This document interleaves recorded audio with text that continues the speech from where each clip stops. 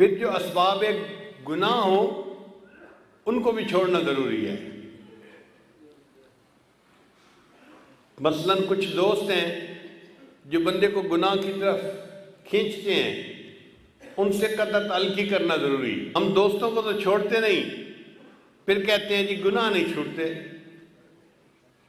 بھئی اگر دوست وہی رہیں گے تو آج نہیں تو کل پھر گناہوں میں مبتلا کر دیں گے۔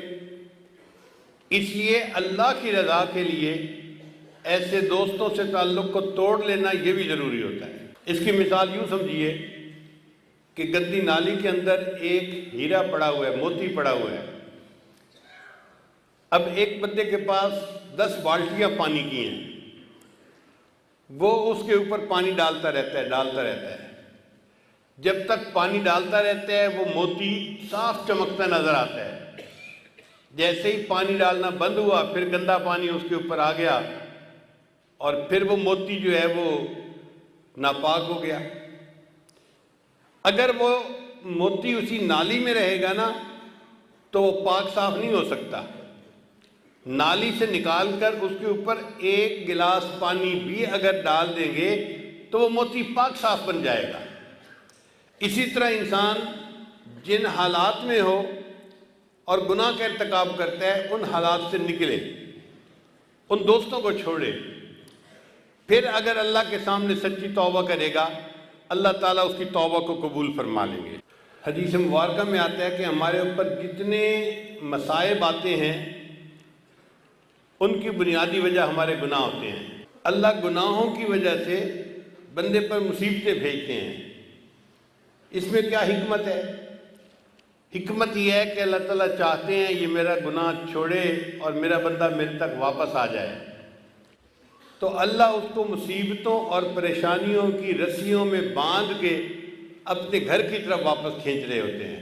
ابن عطا رحمۃ اللہ لکھتے ہیں پاک ہے وہ پروردگار جو بندے کو مصیبتوں اور پریشانیوں کی رسیوں میں کھینچ کر اپنے گھر کی طرف کھینچ رہا ہوتا ہے۔ آپ دیکھیں بندہ پریشان ہوگا نا تو آپ اس کو کہیں کہ جی ہر نماز کے بعد 100 مرتبہ یہ پڑھو، وہ 5 نمازیں بھی پڑھے گا اور عمل بھی کر لے گا۔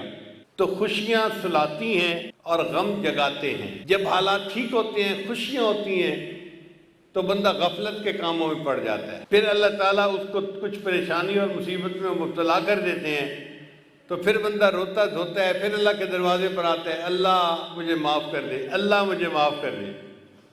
یہ پریشانی اس کے لیے رحمت بن کے آئی تھی، ظاہر میں پریشانی تھی، حقیقت میں یہ اللہ کی رحمت تھی جس نے اس کو پکڑ کر اللہ کے دروازے کی طرف کھینچ لیا۔ نبی اسلام نے ارشاد فرمایا التائب من الذنب کمن لا ذنب لہ، گناہوں سے توبہ کرنے والا ایسے ہو جاتا ہے جیسے اس نے وہ گناہ کیا ہی کبھی نہیں۔ ایک میلے کپڑے کو دھویا جائے تو دھلنے کے بعد وہ اتنا صاف ستھرا ہو جاتا ہے کہ ایسے لگتا ہے کہ یہ تو کبھی میلا ہوا ہی نہیں تھا۔ یہی انسان کے دل کا حال ہے کہ گناہوں کی ظلمت کی وجہ سے دل میلا ہو جاتا ہے، لیکن جب بندہ سچی توبہ کر لیتا ہے اللہ تعالیٰ اس کے دل کی ظلمت کو صاف کر دیتے ہیں، دل ایسے بن جاتا ہے جیسے اس نے کبھی گناہ کیا ہی نہیں تھا۔ نبی اسلام نے ارشاد فرمایا کل بنی آدم خطاؤن، جتنے بھی اولاد آدم ہیں سب کے سب خطا کار ہیں، وخیر الخطاؤن التوابین، مگر بہترین خطا کار وہ ہیں جو توبہ کرنے والے ہیں۔ اس کا مطلب یہ ہوا کہ خطا تو ہو جاتی ہے مگر اس کے بعد جب بندہ توبہ کر لیتا ہے تو وہ گناہ یا وہ خطا اس بندے کے بلندی درجات کا سبب بن جاتا ہے۔ حدیث مبارکہ میں آتا ہے ایک بندہ گناہ کرتا ہے اور اس کے سبب وہ جنت میں چلا جاتا ہے۔